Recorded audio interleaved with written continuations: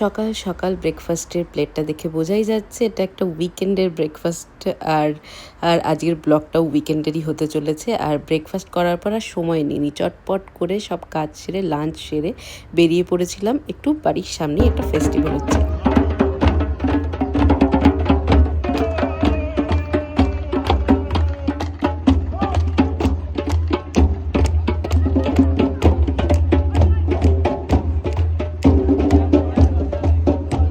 আমরা যারা বাঙালি, যাদের ১২ মাসে ১৩টা পার্বণ আছে, তাদের কাছে তো এই সমস্ত দেশে কোনো পার্বণ না থাকাতে মানে মোটেই সময় কাটে না, দিন কাটে না, এরম একটা ব্যাপার।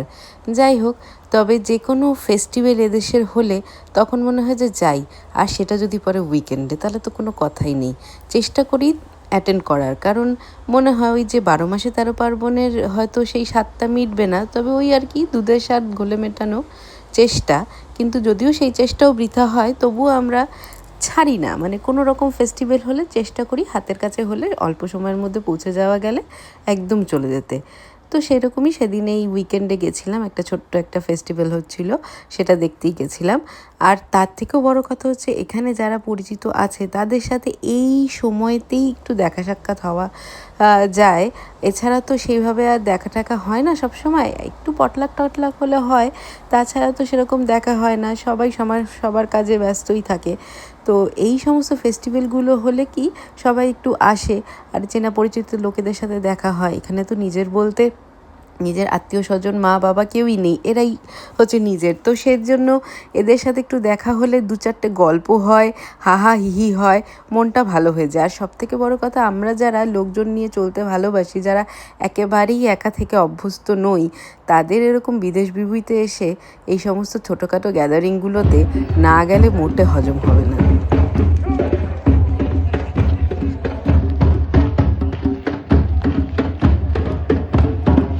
আর সারা বিশ্বব্রহ্মাণ্ডের লোক জেনে গেছে যে এই বছর ইউকেতে কী লেভেলের গরম পড়েছিল।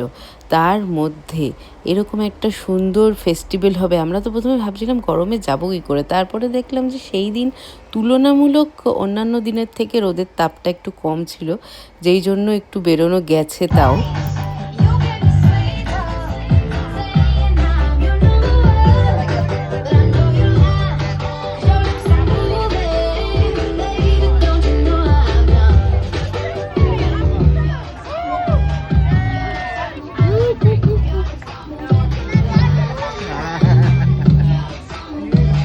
যাকে ওয়েদার টোয়েদার ভালো ছিল বলে শান্তিতে এদিক ওদিক করে পুরো ফেস্টিভ্যালটা ঘুরে ঘুরে আমরা দেখতে পেরেছি। আর দেখা টাকা হয়ে যাওয়ার পর এর পরেও যখন এই সমস্ত জায়গা দিয়ে দেখে টেকে বিভিন্ন স্টলগুলোকে এক্সপ্লোর করছিলাম যে কোথায় কি আছে। আর খাবার দাবারের তো প্রচুর স্টল বসে এখানে, তো সেগুলো একটু না দেখলে মন ভালো হয় না। তবে এই জিনিসটা আমার খুব ভালো লাগছিল যে মানে এই কী হচ্ছিল আমি ঠিক বলতে পারবো না, এটা আর এটা না মারামারি একটা ব্যাপার চলছিল, কিন্তু মানে একজন আরেকজনকে শেখাচ্ছিল, এটুকু আমি বুঝতে পারছিলাম। তো যাই হোক, দাঁড়িয়ে দাঁড়িয়ে কিছুক্ষণ এরকম ক্যালাকেলি শেখানো দেখলাম, দেখার পর তারপরে ভাবলাম যে চলো এগাই দেখি স্টলগুলোতে কী কী খাবার আছে। অনেকক্ষণ ধরে ভাবছি যে দেখবো কী খাবার হচ্ছে না হচ্ছে। তো এরপরেও এখান থেকে বেরিয়েও একটা প্রোগ্রাম হচ্ছিল, সেটার ভিডিও আমি নেক্সট পার্টে অবশ্যই দেব। এখন আজকে আপাতত এইটুকুই থাক, চলো টাটা।